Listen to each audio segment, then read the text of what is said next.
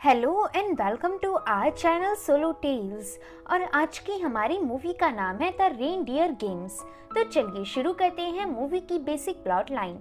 तो मूवी की स्टार्टिंग में हमें एक कैसीनो के बाहर कुछ मरे हुए लोगों को दिखाया जाता है। इन सभी लोगों ने सेंटा की ड्रेसेस पहनी हुई थी और इनके हाथों में गन थी। फिर मूवी इस घटना के 6 दिन पीछे जाती है। इधर हम एक जेल देखते हैं। इस जेल में निक और रूडी नाम के 2 कैदी थे। ये दोनों काफी अच्छे दोस्त थे और इन दोनों की सजा 3 दिन में ही खत्म होने वाली थी। जेल में अभी ब्रेक का समय था और निक रूडी को हर बार की तरह अपनी गर्लफ्रेंड के बारे में बता रहा था, जो उसे जेल के बाहर से लेटर लिखती थी। लेकिन रूडी को शक था कि निक के साथ कोई गेम खेल रहा है, क्योंकि आज तक निक अपनी गर्लफ्रेंड से नहीं मिला था। उसने बस उसकी फोटो देखी थी जो उसे लेटर के जरिए भेजी जाती थी। इसलिए रूडी निक को सुझाव देता है कि उसे अपनी गर्लफ्रेंड से एक बार फेस टू फेस मिल लेना चाहिए। तो निक इस पर मान जाता है। अगली सीन में सभी कैदियों को उनके सेल में भेजा जाता है। तभी रूडी की नजर एल्मो नाम के कैदी पर जाती है। रूडी निक से कहता है एल्मो ने कुछ कैदियों को बहुत पीटा था, जिस कारण उसे दूसरी जेल भेज दिया गया था। उस वायलेंस के दौरान उस जेल में मैं भी मौजूद था, इसलिए एल्मो को लगता है कि मैंने ही उसके खिलाफ गवाही दी थी। ऐसा बोलकर रूडी सेल में जाने लगता है। जाते वक्त एल्मो रूडी को ही देख रहा था, जैसे कि वो उससे बदला लेगा। अगली सीन में हमें निक की गर्लफ्रेंड एशली की फोटो दिखाई जाती है। ये फोटोज एशली ने निक को भेजी थी। फोटोज के साथ एक लेटर भी था, जिसे निक पढ़कर रूडी को सुना रहा था। इसे सुन रूडी कहता है उस लड़की ने आज तक तुम्हारी एक फोटो भी नहीं देखी। अगर उसने तुम्हें रिजेक्ट कर दिया तो तुम क्या करोगे? तभी निक रूडी के पास जाकर कहता है हम बहुत जल्द मिलने वाले हैं। ऐसा कहकर निक रूडी को एशली का पेपर दिखाता है, जिसमें उसने मिलने की बात लिखी थी। इस पेपर को रूडी निक को वापस कर देता है। निक कहता है जेल से छूटने के बाद मैं एशली से मिलकर उसके साथ हनीमून में जाऊंगा। इसे सुन रूडी कहता है मेरा प्लान इस क्रिसमस को अपनी फैमिली के साथ एंजॉय करना है। उन्हें देखे मुझे 5 साल बीत गए हैं और अब मैं उनके बगैर नहीं रह सकता। फिर नेक्स्ट सीन में निक सो चुका था और रूडी निक के दीवार में लगी एशली की फोटो सेक रहा था। अगले दिन सभी कैदियों को खाना सर्व किया जाता है। आज की डिश निक को काफी अजीब लगती है और इसलिए वो कुक से बहस कर लेता है और वहां से चला जाता है। रूडी जैसे ही आगे बढ़ता है तो उसे सामने एल्मो दिखता है। रूडी एल्मो को समझाने की कोशिश करता है कि उसने गवाही नहीं दी थी, लेकिन एल्मो चुपचाप वहां से चला जाता है।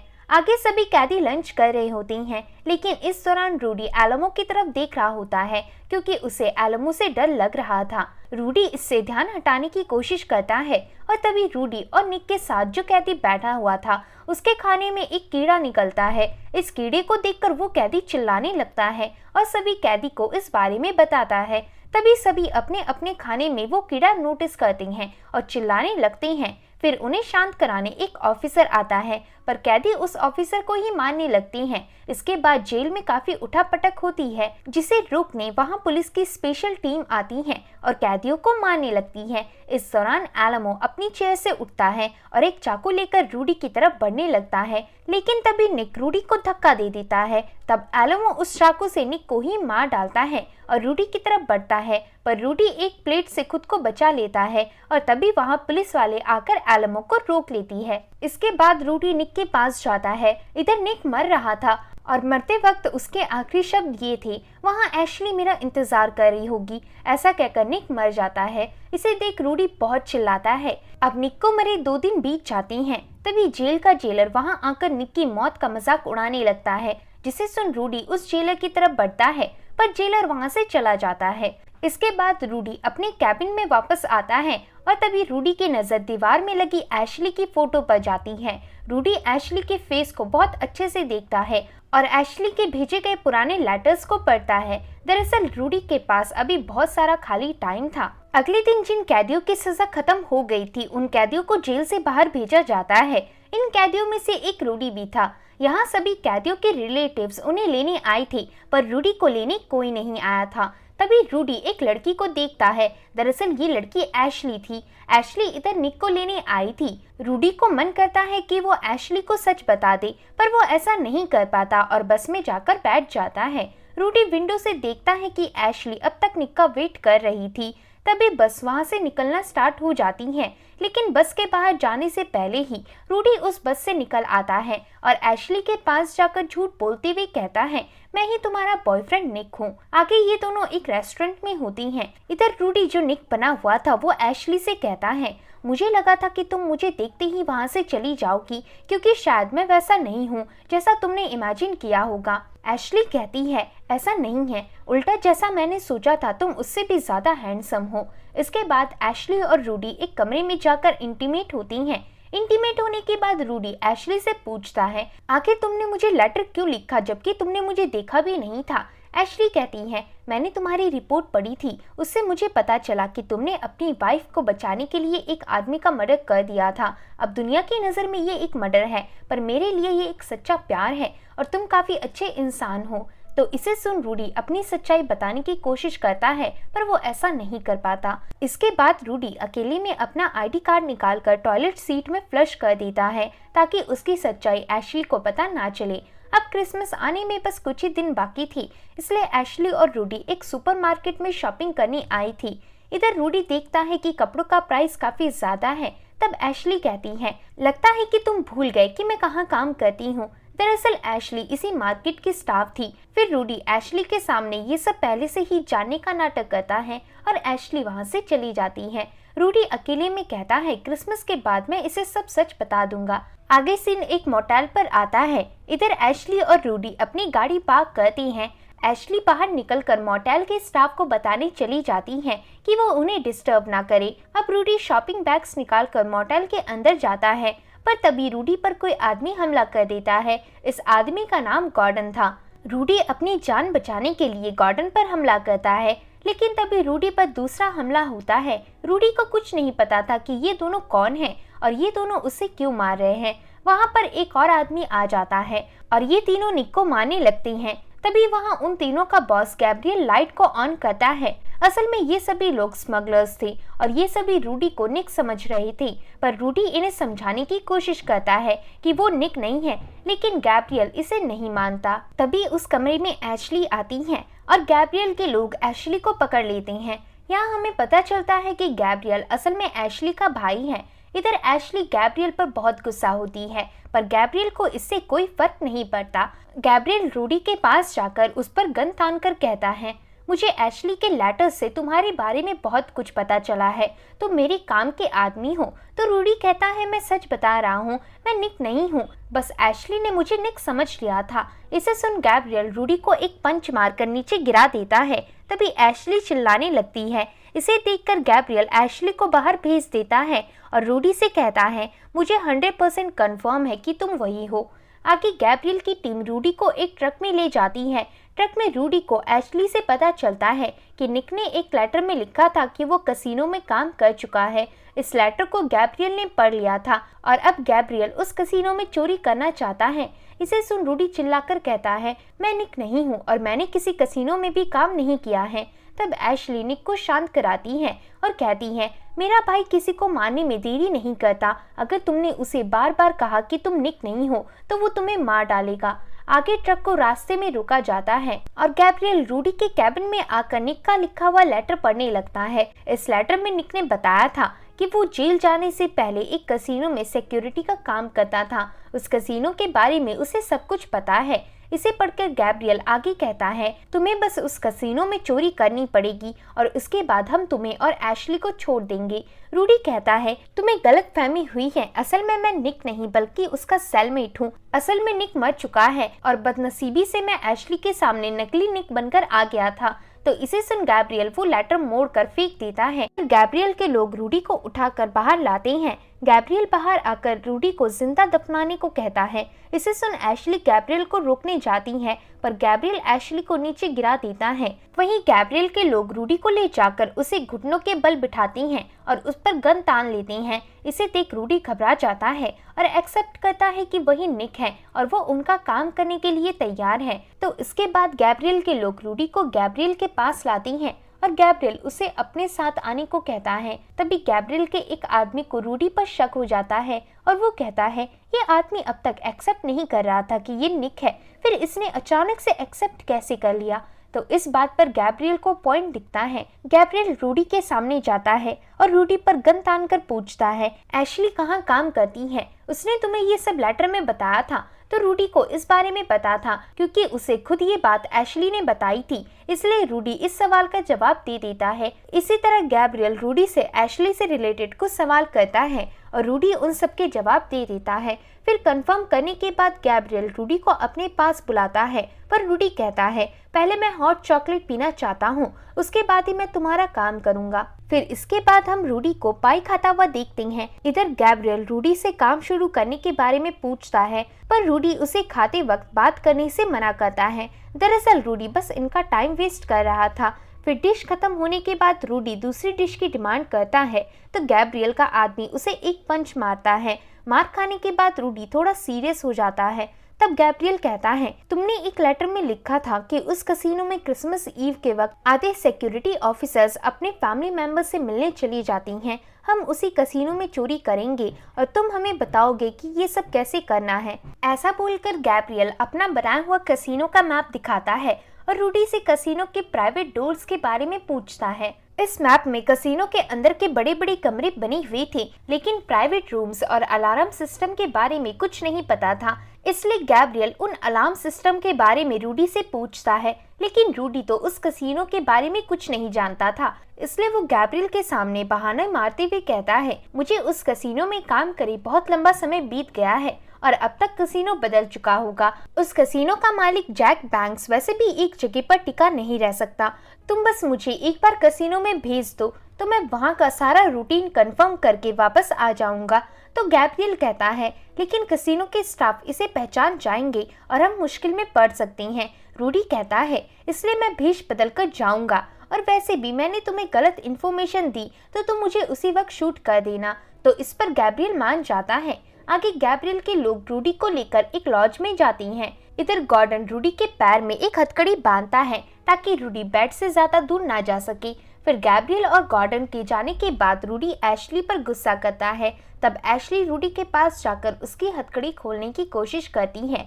इधर रूडी एशली पर बहुत गुस्सा था। उसे ऐसा लग रहा था कि जैसे इस सब का कारण एशली है, पर एशली रूडी की हेल्प करना चाहती थी। इसीलिए एशली रूडी की हथकड़ी खोलने के लिए अपना बैग खाली करती है और उसमें से एक पेन लेकर हथकड़ी खोलने का ट्राई करती हैं। इसे देख रूडी को एशली की स्टूपिडिटी पर बहुत गुस्सा आता है और वो उस पर चिल्लाने लगता है। तब एशली खड़ी होकर रूडी को समझाती है, उसके भाई से बचने का सिर्फ एक ही तरीका है, तुम्हें उसकी कही बातें माननी पड़ेगी वरना वो तुम्हें मार डालेगा और तुम्हारे बगैर मैं भी नहीं जी सकती। एशली की बातों को सुनकर रूडी बेड में लेटता है और कहता है, तुमने मुझे पहले क्यों नहीं बताया कि तुम्हारा भाई एक रॉबर है? एशली कहती है, क्योंकि मुझे खुद इस बारे में नहीं पता था। रूडी कहता है, इन लोगों ने इससे पहले कहाँ चोरी की थी इस बारे में तो पता होगा।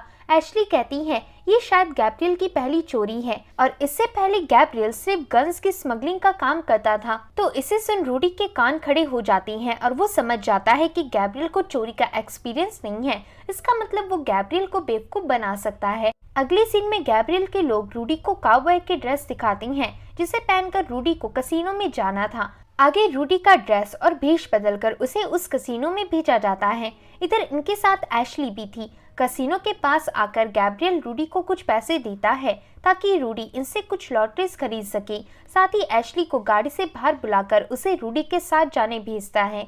फिर ये दोनों एक कपल बनकर उस कसीनो के अंदर जाती हैं। तभी सीन कसीनो के मैनेजर मिस्टर बैंक्स पर आता है। बैंक्स तो ऑफिसर से डील कर रहा था। इन तीनों की बातों से हमें पता चलता है कि बैंक्स का कसीनो 1 साल से घाटे में है, इसलिए बैंक्स नए नए आइडियाज निकाल रहा है ताकि वो अपने कॉम्पिटिटिव कसीनो से आगे निकल सके, पर उसके सारे आइडियाज फेल हो रहे हैं। वहीं दूसरी तरफ रूडी और एशली इस कसीनो को अच्छे से नोटिस करती हैं। रूडी कहता है, ये कसीनो काफी बदल गया है, इसलिए अब हमें अलग अलग जाकर नजर रखनी होगी। ऐसा बोलकर रूडी दूसरी तरफ चला जाता है। फिर हम उन दोनों ऑफिसर को देखते हैं। ये दोनों बैंक्स को मना करके उस कसीनो से चले जाती हैं। दरअसल इन दोनों को बैंक्स की डील पसंद नहीं आई थी। आगे बैंक्स जल्दी से अपने कसीनो के ड्रिंक कॉर्नर की तरफ जाता है। तभी हम इधर गॉर्डन को देखते हैं। गॉर्डन गैब्रियल के कहने पर रूडी पर नजर रखने आया था अब बैंक्स रम लेने जाता है। इधर पहले से ही रूडी मौजूद था। बैंक्स को रूडी का पहनावा बाकियों से बहुत अलग दिखता है,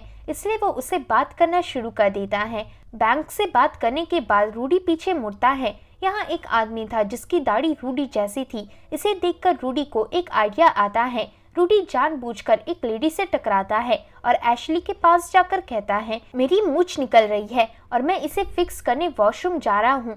ऐसा कहकर रूडी निकल जाता है। इधर गॉर्डन अब भी रूडी पर नजर रख रहा था। गॉर्डन उस कसीनो की एक पुरानी वर्कर को रोकता है और उससे पूछता है, इस कसीनो का लुक कब से बदला गया है? वर्कर कहती है, पिछले 5 साल से ये कसीनो एक बार भी नहीं बदला गया। इसे सुन गॉर्डन समझ जाता है कि रूडी ने उन्हें बेवकूफ बनाया है। गॉर्डन जल्दी से जाकर रूडी का कॉलर पकड़ लेता है, पर तभी रूडी सामने से अटैक करता है। दरअसल रूडी ने अपने कपड़े उस लड़के से बदल लिए थे जिसकी मूंछ उसकी तरह थी। आगे वो लड़का रूडी की ड्रेस में बाहर आता है। इसे देखकर गैब्रियल उसे रूडी समझकर उसका पीछा करने लगता है, लेकिन वो लड़का किसी तरह भागकर अपनी गाड़ी में बैठ जाता है। पर गाड़ी स्टार्ट करने से पहले ही गैब्रियल उसे पकड़ लेता है और इधर गैब्रियल को पता चलता है कि वो कोई और आदमी है जिससे रूडी ने अपने कपड़े एक्सचेंज किए थे। फिर हम रूडी को देखती हैं जो कसीनो से बाहर निकलकर भागने लगता है। यहाँ उसे भागते हुए गैब्रियल के लोग देख लेते हैं और उसका पीछा करने लगते हैं। वहीं गैब्रियल एशली के साथ गाड़ी में पीछा करना शुरू कर देता है। दूसरी तरफ रूडी भागते भागते रोड की तरफ पहुंचता है और पास आ रही गाड़ी से हेल्प मांगता है, लेकिन इस गाड़ी में गैब्रियल था और गैब्रियल रूडी को उड़ाने वाला था, पर एशली गैब्रियल का बैलेंस बिगाड़ देती है। वहीं रूडी भी वहां से भाग जाता है और भागते हुए नीचे गिर जाता है। फिर गैब्रियल बाहर आकर रूडी को अपने सामने देखता है और गन निकाल लेता है, लेकिन एशली एन वक्त पर गैब्रियल को धक्का दे देती है और गैब्रियल और एशली साथ में नीचे गिरने लगती हैं। इधर एशली को गिरता देख रूडी को उस पर सिंपैथी आती है। गैब्रियल के नीचे आते ही रूडी उसे उसकी गन से बेहोश कर देता है और एशली को उठाकर वहां से भागने लगता है। तभी गैब्रियल के साथी उन्हें देखकर नीचे बर्फ में शूट कर देती हैं, जिससे कि बर्फ फट जाती है और एशली उस बर्फ के अंदर डूब जाती है। इधर रूडी भागने की जगह एशली को बचाने के लिए बर्फ के अंदर चला जाता है और एशली को पकड़कर ऊपर की तरफ गन चलाने लगता है, जिससे कि ऊपर की बर्फ फट जाती है और एशली और रूडी उस बर्फ से बाहर आती हैं। यहाँ गैब्रियल के लोग उन दोनों को बाहर आने में मदद करती हैं, लेकिन तभी इन्हें एक आदमी की आवाज आती है। ये आदमी इन्हें परेशानी में देखकर इनकी मदद करने आया था। इसे देख रूडी उस आदमी को यहाँ से जाने को कहता है और वो आदमी गन देखकर समझ जाता है कि ये लोग माफिया हैं। फिर वो आदमी वहाँ से भागकर अपने कैबिन तक पहुँचता है और वहाँ का दरवाजा बंद कर देता है। ऐसा करते ही गैब्रियल पीछे से उसके कैबिन पर गोली चलाता है और ये सारी गोली उस आदमी को लग गई थी और वो मर रहा था। गैब्रियल उस आदमी के साइड बाय साइड शूट करता है और वो आदमी बर्फ के अंदर जाकर मर जाता है। फिर नेक्स्ट सीन में रूडी को गैब्रियल के सामने लाया जाता है। गैब्रियल रूडी के पास जाकर कहता है, अगर तुमने इन डार्ट एरो से इस बोर्ड में निशाना लगा लिया तो मैं तुम्हें और एशली को यहाँ से जाने दूंगा।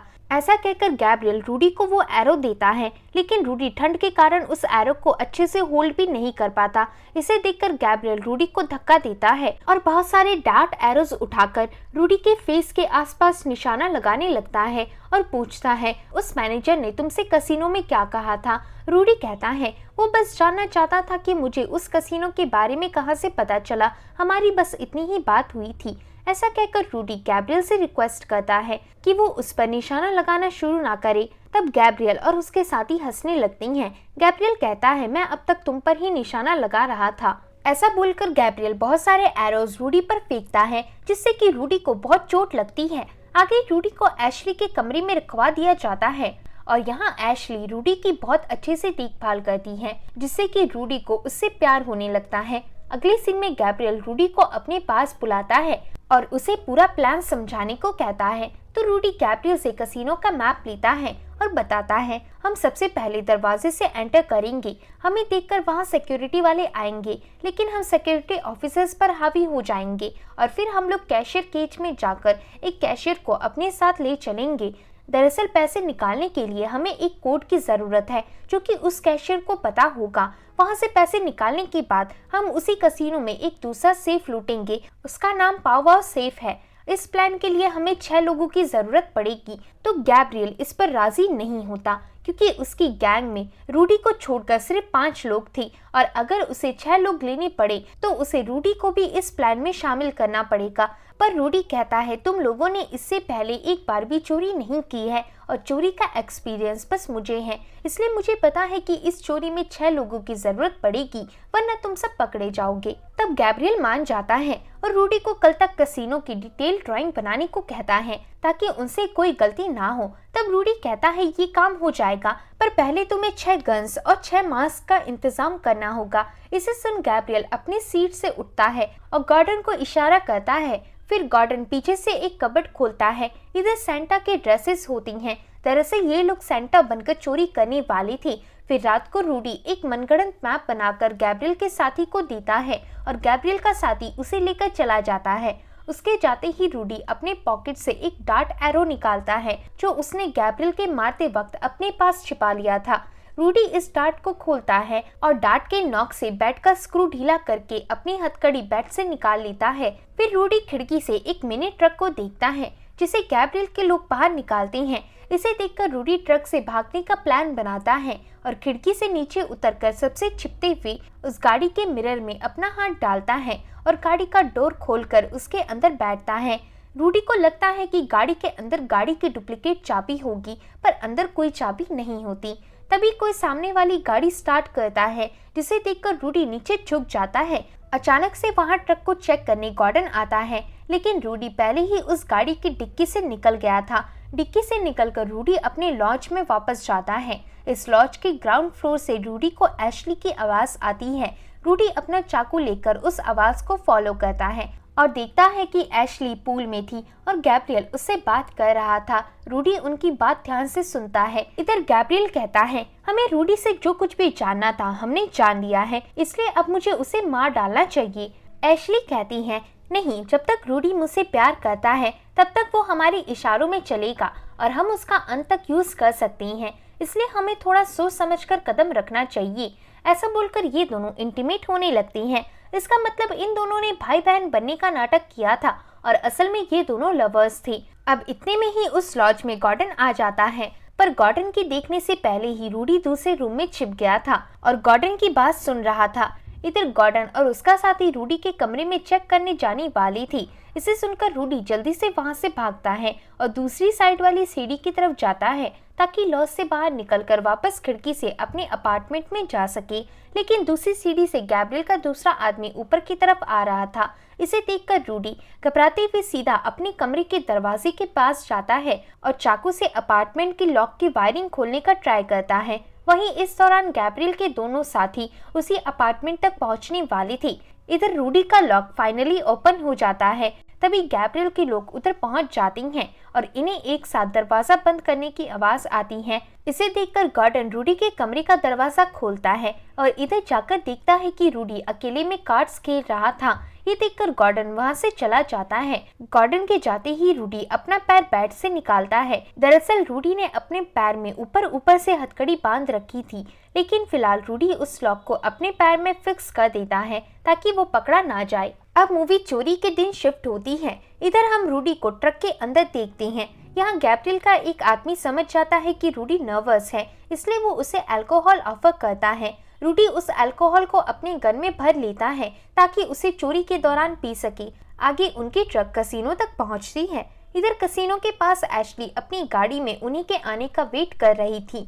वहीं कैसीनो के अंदर बैंक्स और सिक्योरिटी गार्ड्स सिक्योरिटी रूम में कैसीनो के लोग पर नजर रख रहे थे कि तभी रूडी और गैब्रियल का पार्टनर सेंटा के ड्रेस में उस कैसीनो के अंदर आता है और कैसीनो के ऑफिसर से कहता है हम यहाँ सीजन को प्रमोट करने और चैरिटी के लिए खेलने आए हैं। आगे वे दोनों बाकी लोगों के साथ खेलने लगते हैं। तभी वहां पर गैब्रियल आ जाता है और गैब्रियल का आदमी गैब्रियल को अपनी सीट देकर कैशियर के पास जाकर खड़ा हो जाता है। वहीं इसके थोड़ी देर बाद गैब्रियल भी रूडी को इशारा करके थोड़ी दूर चला जाता है। गैब्रियल के जाते ही रूडी जानबूझकर बाकी प्लेयर से झगड़ा करता है और गुस्से में टेबल पलट देता है। इसे देखकर वहां सिक्योरिटी वाले आ जाती हैं, लेकिन रूडी अपने साथ वाले प्लेयर को नीचे गिराकर उसे जोर से पकड़ लेता है। फिर वहां सिक्योरिटी रूम से 2 सिक्योरिटी ऑफिसर्स को भेजा जाता है सिक्योरिटी रूम खुलते ही गैब्रियल उस रूम में चला जाता है। दरअसल गैब्रियल इसे इंतजार में खड़ा था। फिर गैब्रियल रूडी के बताए गए अनुसार राइट मुड़ता है, लेकिन राइट में कुछ नहीं था। तभी गैब्रियल को दूसरा रूम दिखता है, पर इस रूम में सिर्फ एक्स्ट्रा सामान थे। लेकिन तुक्के से वहीं साइड वाले कमरे में सिक्योरिटी रूम था। गैब्रियल वहां आकर ऊपर की तरफ फायरिंग करने लगता है। इसे देखकर बैंक्स और 3 ऑफिसर नीचे झुक जाती हैं।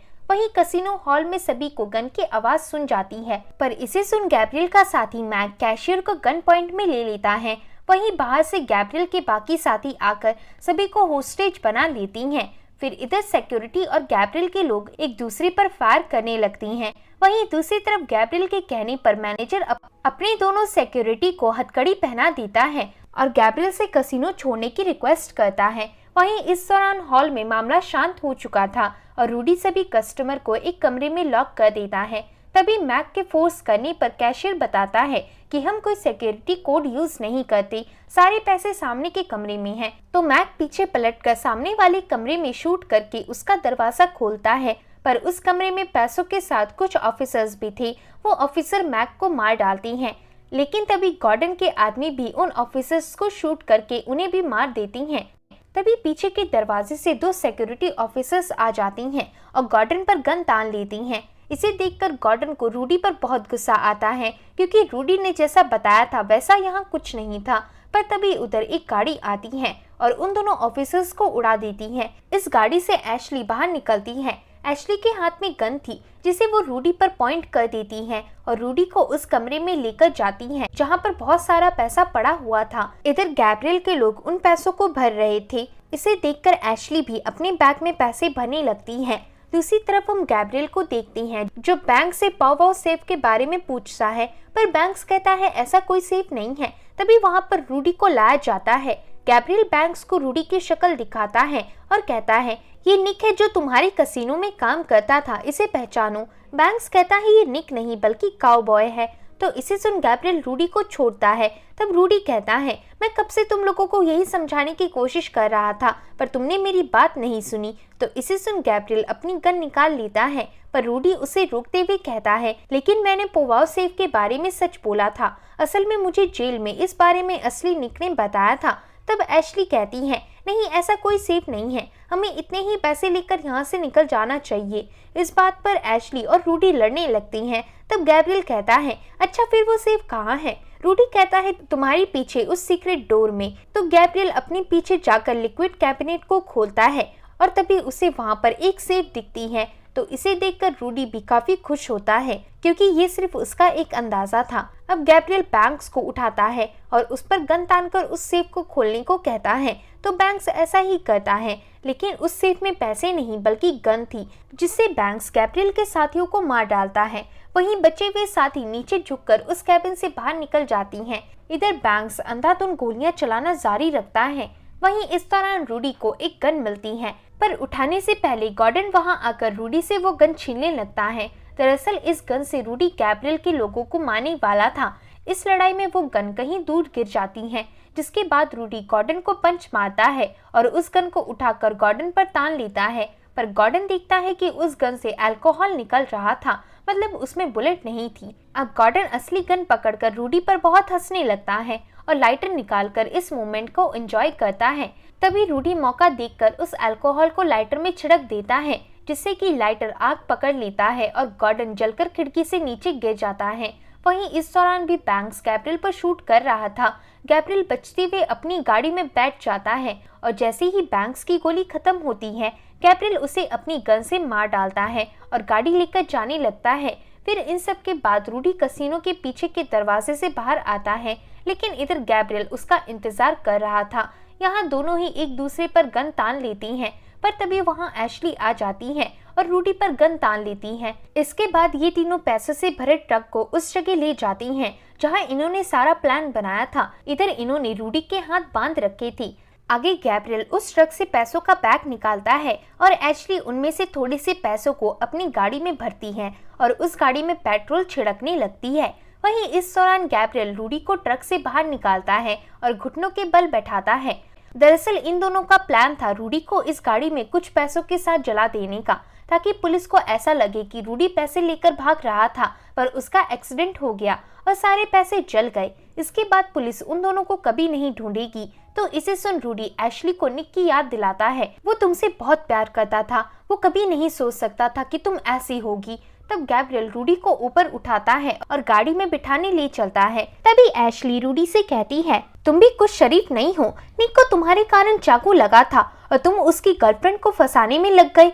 तब रूडी कहता है, तुम्हें कैसे पता चला कि उसकी मौत चाकू से हुई थी, जबकि मैंने ऐसा कभी नहीं कहा था। मैंने अब तक तुम्हें बस इतना ही बताया था कि वो मर चुका है, पर वो कैसे मरा ये मैंने नहीं बताया। तो इसे सुन गैब्रियल को एशली पर शक होता है और तभी अचानक से एशली गैब्रियल को मार डालती है। अब एशली गैब्रियल के पास आकर उसकी गन उठाती है और उसके सर पर शूट कर देती है। इसे देख रूडी घबरा जाता है। तभी रूडी को विसल की आवाज आती है। इस तरह एशली भी विसल बजाने लगती है और तभी हम ट्रक के पीछे से आता हुआ निक को देखती हैं। निक जिंदा था और इस प्लान में निक और एशली एक दूसरे के पार्टनर थे। निक बताता है, इसका असली नाम मिली है। जेल आने से पहले मैंने इसी के लिए कुछ लोगों को मार डाला था। हम दोनों एक दूसरे को बहुत पहले से ही जानते थे, पर हमने तुम्हारे सामने स्ट्रेंजर बनने का नाटक किया। फिर एशली कहती है, निक उस बैंक में काम करता था और उसे उस बैंक को इस तरह से लूटना था जिससे कि दूर दूर तक उसके बारे में कोई ना पता कर सके।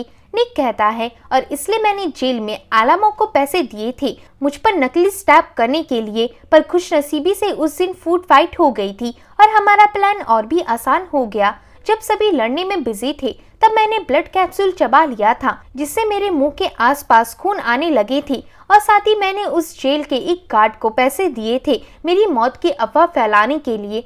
ऐसा बोलकर निक रूडी पर गन पॉइंट करता है और उसे उस गाड़ी के अंदर बिठाता है। तब रूडी पूछता है, तुम्हें क्यों लगा कि तुम्हारा प्लान कामयाब होगा? निक कहता है, क्योंकि मैं 2 साल से एशली के लेटर्स तुम्हें सुना रहा था, साथ ही मैं 6 महीने से तुम्हें उस कसीनो के बारे में भी बता रहा था। अब तुम्हें समझ आया कि मैं ऐसा क्यों करता था। ऐसा कहकर निक रूडी को गाड़ी से बांध कर वहाँ से निकलता है। तभी इस दौरान रूडी अपने हाथ में फंसे हुए चाकू को निकालता है और उनसे छिपाकर उस बैंड को खोलने लगता है। वहीं बाहर ये लोग रूडी को मारने के लिए आग लगाने वाले थे, पर रूडी अपना एक हाथ खोल चुका था और आग लगता हुआ देखकर उस गाड़ी को वायर से स्टार्ट करने की कोशिश कर रहा था। तभी वो गाड़ी स्टार्ट हो जाती है और रूडी उस गाड़ी से निक को दबा देता है। वहीं इसे देखकर एशली रूडी पर फायर करने लगती है, पर रूडी उसे भी ठोक देता है और उस गाड़ी से कूद जाता है। इसके बाद वो गाड़ी नीचे गिरकर खाई में ब्लास्ट हो जाती है। फिर हमें वही सीन दिखाया जाता है जो हमने मूवी की स्टार्टिंग में देखा था। अब रूडी वापस खड़ा होता है और उस ट्रक को बंद करने लगता है। तभी इधर निक रूडी से कहता है, मैं तुम्हारा दोस्त हूँ, हम दोनों पैसे बांट लेते हैं। तुम्हें क्या लगा कि मैं एशली से सच में प्यार करता था? नहीं, मैं उसे पैसे मिलते ही मारने वाला था। तो इसे सुन रूडी ट्रक बंद कर देता है और ट्रक को स्टार्ट करके उस ट्रक से कूद जाता है। इसके बाद वो ट्रक पीछे जाते जाते खाई में गिर जाती है और यहाँ वो ट्रक बहुत बुरी तरह से ब्लास्ट होती है। ब्लास्ट करने से पहले रूडी ने ट्रक से पैसे निकाल लिए थे। रूडी इन पैसों को उठाकर अपने होम टाउन चला जाता है और एक सेंटा की तरह सभी के इनबॉक्स में थोड़े थोड़े पैसे रख देता है ताकि सभी को उनका क्रिसमस गिफ्ट मिल जाए। इसके बाद रूडी अपने घर जाकर अपने फैमिली वालों के साथ क्रिसमस डिनर एंजॉय करता है और इसी के साथ ये मूवी एंड हो जाती है। तो दोस्तों, होप है कि आपको ये मूवी पसंद आई होगी। अगर वीडियो पसंद आता है तो वीडियो को लाइक और चैनल को सब्सक्राइब करें।